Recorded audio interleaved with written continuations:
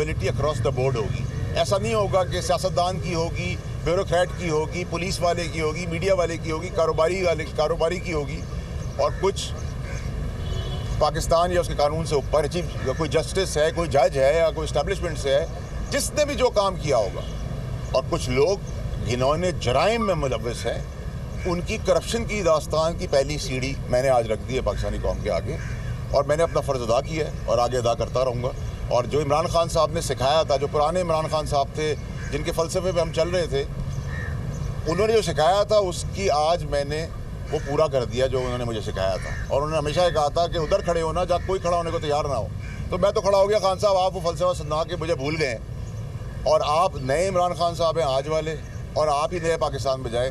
हम आपकी शागिर्दी में अपने पुराने इमरान खान उनके फ़लसफ़े के हिसाब से चलते रहेंगे और पाकिस्तान के लिए जो बेहतर कर सकेंगे करेंगे। वाडा साहब ये बता दें कि आपने फैज़ हमीद का नाम लिया, क्या आपने इस चीज़ से मुतल्लिक, उनकी करप्शन से मुतल्लिक कोई दस्तावेज़ात अंदर नैब में आपने जमा कराएं?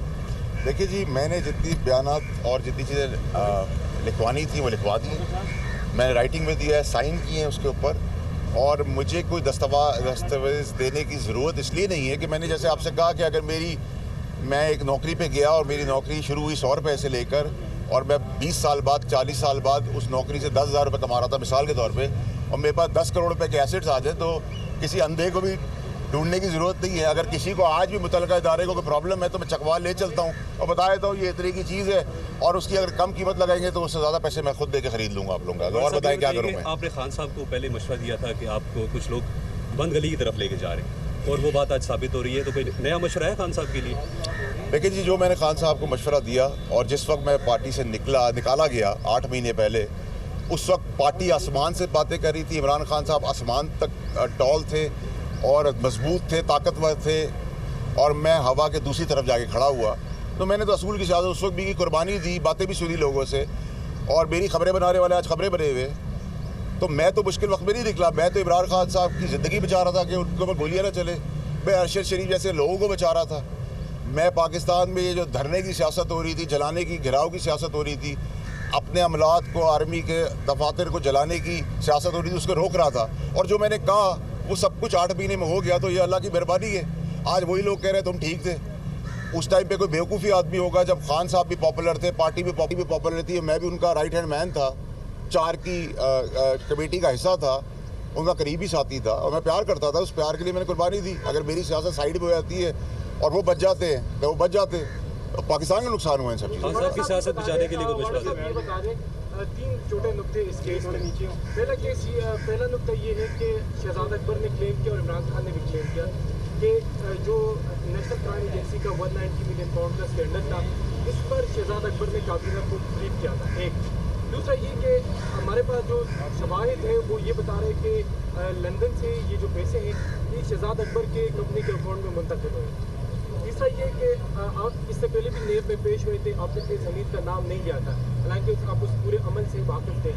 तो क्या ये फौज की मौजूदा इंटेलिजेंस क़यादत की जाने से डायरेक्शन है कि अब इस केस में फैज़ हमीद को भी? देखिए जी, ना तो अल्लाह की मेहरबानी है मुझे, ना मैं किसी का बाप का खाता हूँ, ना पहले खाया ना आज खाऊँगा। ये आपको पता है, आप सारे दोस्त हैं।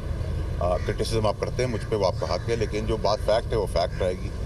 मुझे किसी ने ना कहा है, ना कोई कह सकता है, ना मैं किसी के कहने पे कह सकता हूँ। मैं पॉन नहीं हूँ बाकियों की तरह। अल्लाह का लोगों को, अल्लाह की रहमत है, मुझ पर पता है मेरा फाइनेंशियल बैकग्राउंड क्या है और मैंने सियासी तौर पे किससे क्या लेना है। तो मैं तो हक की सियासत करता था, आज भी कर रहा हूँ। दूसरी बात जो आपने की, शहजाद अकबर की बात बकवास है, कोई ब्रीफ हमें नहीं किया गया। एक सील्ड एनवलप दिखा के ठका ठक रैप अप करने की कोशिश की गई, और जब मैंने कहा कि नैब का केस इस पर बनेगा और ऑब्जेक्ट किया इसके ऊपर, तो इतनी जल्दी किस चीज़ की थी। और कोई कारोबारी, मैं इस पर कारोबारी को मुझे इल्ज़ाम नहीं ठहराता, क्योंकि कारोबारी तो अगर उसके 100 रुपये फंस गए, 10 रुपये किसी को दे के अपने 90 रुपये रिकवर कर लेता है, तो ये पाकिस्तान में तरीका ऐसे चलता है। मैं भी ऐसे काम करता रहा हूँ कि जी अगर मेरे पैसे फंस गए, मुझे मेरे पैसे मिल जाए और कोई कुछ ले ले तोहफे के तौर पे, तो प्रॉब्लम नहीं है कि ये बेनिफिट का केस है। एक तो ये नेशनल क्राइम एजेंसी का पैसा जो है वो एक्सचेकर पाकिस्तान, गवर्नमेंट पाकिस्तान के अकाउंट में आ रहा था। ये ओवर एंड अबव 460 बिलियन से ऊपर पैसा था, ये एडजस्टमेंट का पैसा नहीं था। इतना बड़ा अरबों रुपए का बेनिफिट देने का मकसद ये कि आपने कोई बेनिफिट की तैयारी पहले से की हुई थी। और उससे पहले भी एक जो किचन कैबिनेट हुई, उसमें भी जहाँ मेरा शहजाद अकबर का बहुत सीवियर आर्ग्यूमेंट हुआ और उसके विटनेसेस है, जब मैंने उसे कहा कि ये खान साहब को मैंने कहा ये आदमी सुल्तानी गवाह बनेगा, ये मुल्क से भाग जाएगा, और इस आदमी को और कुछ और आदमियों को भगाने में भी फैज़ हमीद का हाथ है। ठीक है, ये ऐसे तो नहीं हो रहा कि जिसको आप पकड़ने जा रहे हैं वो मुल्क से बाहर है। कैसे पता चल गया? जो उसका हिस्सा थे उनको पता है, और आज भी पता है। और जो इनकी बाकियात है फैज़ हमीद साहब की, वो आज भी सेनेट में मौजूद है। सेनेट के बहुत सारे सेनेटर्स जो है उसमें आपको मिलेंगे जो बाहर पाक पैसा करते रहे, वो भी मैं बता दूंगा जब जरूरत पड़ेगी। अच्छा सर, ये बताइएगा कि मुझे पीटीआई इसका पर नहीं पाबंदी पता। के हवाले से बात हमें हो रही पैसे है। आने जाने से रिलेटेड कोई चीज़ नहीं बताई गई। अगर आपको सील लिफाफा दिखाया गया तो आपने कैसे क्लेम किया कि इस पे नेब का केस बनेगा? आपको तो भी बताया। जब हमें ज़बानी बताया गया तो हमने कहा ऐसा कभी होता है कि आप बंद लिफाफे के अंदर हमसे फैसला करा ले, अगर हमसे फैसला ही कराना था खुद ही कर लेते।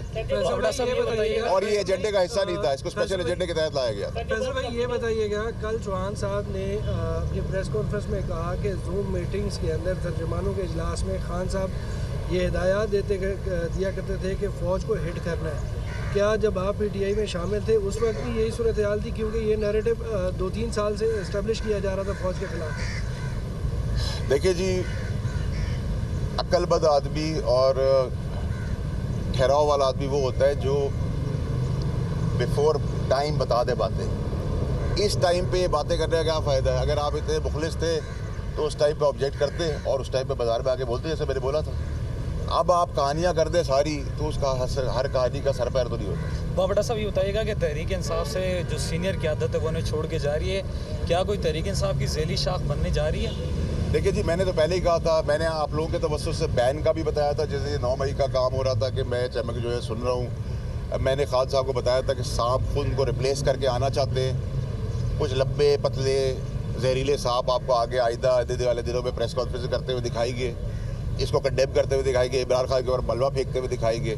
और इमरान खान साहब को शायद उस वक्त मेरी बातें याद आ जाए कि इन सब की निशानदेही मैं इनके मुंह पे करता था, इनके गिरेबान भी पकड़ने के लिए मैं खड़ा हुआ हूँ।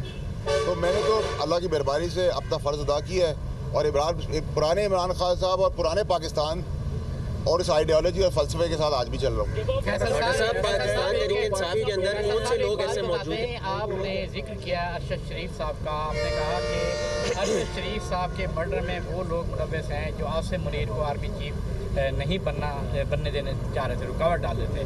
वो बताएंगे वो कौन था, किसकी तरफ आपका इशारा, क्या वो भी फैज़ हमीद है? देखिए, आज पहला स्टेप मैंने उठा लिया और मैं फिर जिम्मेदारी का हिसाब दे रहा हूँ, जो मेरी कमज़ोरी नहीं ताकत है। और मैंने कहा जब मैं शुरू होगा तो बहावलपुर चकवाल से होता कोयटा में रुकूंगा। तो मेरे रुकने और मेरे चलने से पहले अगर चीज़ें सिर्फ में आ जाती है, जो मुझे उम्मीद है कि होगी और इंशाल्लाह होगी, तो मुझे ज़रूरत नहीं कि मेरी कोई बात से मुल्क की जगहज़ाइज़ हो या मुल्क की रेपुटेशन को फ़र्क पड़े। तो इसलिए मैं रुका हुआ हूँ, मुझे कोई चीज़ रोकने वाली है नहीं। सर, पीटीआई की जो मौजूदा पोजीशन है, जिस तरह उनके साथ जो रवैया हो रहा है, तो आप समझते हैं कि पीटीआई के अंदर कुछ मेंबर्स की वजह से, कुछ फैसलों की वजह से ये सारी सिचुएशन क्रिएट 100%। इमरान खान साहब वो आदमी नहीं थे जो आज के नए इमरान खान साहब नए पाकिस्तान के अंदर नज़र आ रहे हैं। ये वो आदमी नहीं थे। इमरान खान दलेर आदमी थे। मैं गाड़ी चलाता था कराची में, मेरी गाड़ी में जब बैठते थे तो मैं कहता था इधर उतर जाए, आपके सपोर्टर है। वो पूछते नहीं थे। अब कहते थे बदगाव खा ले, वो बदगाव खा लेते थे। ये जो सींग कान काला सफ़ेद कपड़े जोड़े, इमरान खान साहब को अल्लाह की मेहरबानी से मुझे आपको किसी को भी जब तक अल्लाह की मर्जी नहीं होगी कोई आँच भी नहीं ला सकता। आप महलों के अंदर चले जाए, बंकर्स के अंदर चले जाए, लोहे की सीलें लगा दे, अगर आपकी बारी आ गई है अल्लाह की तरफ से तो आपकी बारी आ गई। ये तो इमरान खान साहब खुद सिखाते थे। व्हाट्सएप क्या ऐसा है कि जो पार्टी छोड़ रहे हैं वो ईवान सदर से पिटीशन लेके आ रहे हैं, उनके कहने पे छोड़ रहे हैं, क्या ऐसा है? देखिए, ईवान सदर में जो ईवान सदर के सदर साहब ने जो काम किया है वो मेरे ख्याल से कोई दुश्मन भी नहीं कर सकता।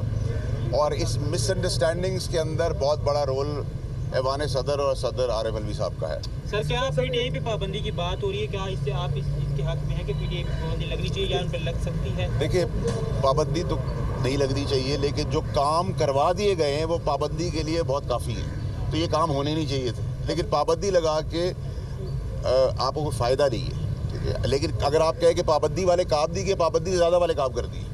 फैसल साहब ये बताएं, ये पाकिस्तानी सियासी पार्टियाँ होती हैं सियासी, उनके साथ ये रूज सवाल लगा रहता है, पार्टी क्या गलत फैसले भी करती हैं, बहुत गलत इक़दाम उठाती हैं, इसका क्या मतलब है? लोग पार्टियाँ छोड़नी शुरू कर दें जो उनके। देखिए, आपने बड़ा अच्छा सवाल किया है। देखिए, हमेशा लीडर का काम होता है कि वो आगे देखे, गधे और घोड़े का फ़र्क देखे, अच्छे बुरे का फ़र्क देखे।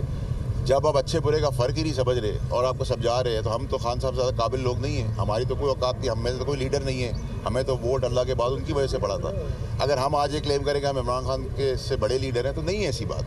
लेकिन अगर कोई आदमी अपने आप को बड़ा बनाना चाह रहा है, उनको हटाना चाह रहा है और हटा के लाना चाह रहा है और आपको दिखा रहे, तो मेरे वालिद साहब कहते हैं कि अल्लाह जब किसी को देता है तो उसको अकल दे देता है और जब लेता है तो उसकी अकल ले लेता है। तो अल्लाह से दुआई कर सकते हैं, बाकी तो कुछ नहीं कर सकते। और सर ये बताएं, आपको लगता है खान साहब इस केस में बेकसूर हो? क्योंकि वो कह रहे थे कि मुझे ब्रीफिंग दी गई थी ना कि मैं कहीं भी कुछ पड़ा हुआ। सर मैं अभी अपने बंदे को एक आदमी को गोली मार दे, वो गोली मार दे तो आप कहेंगे कि वो कसूरवार है, मैं कसूरवार रही हूँ। लीडर की जिम्मेदारी है। अब आप क्या समझते हैं, कौन सी सियासी जमात मैदान में?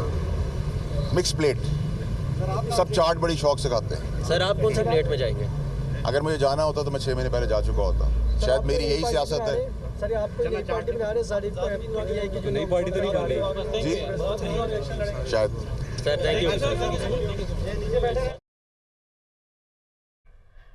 साबिक वफाकी वज़ीर फैसल वावडा मीडिया से गुफ्तगू कर रहे थे। आज वो नैब रावलपिंडी में पेश हुए। अलकादिर ट्रस्ट केस में बतौर गवाह वो यहाँ पर पेश हुए और उनका इस मौके पर मीडिया से गुफ्तगू करते हुए कहना था कि तमाम तर शवाहिद और जो साजिशें पाकिस्तान के ख़िलाफ़ हुई वो सब के सामने रखूँगा।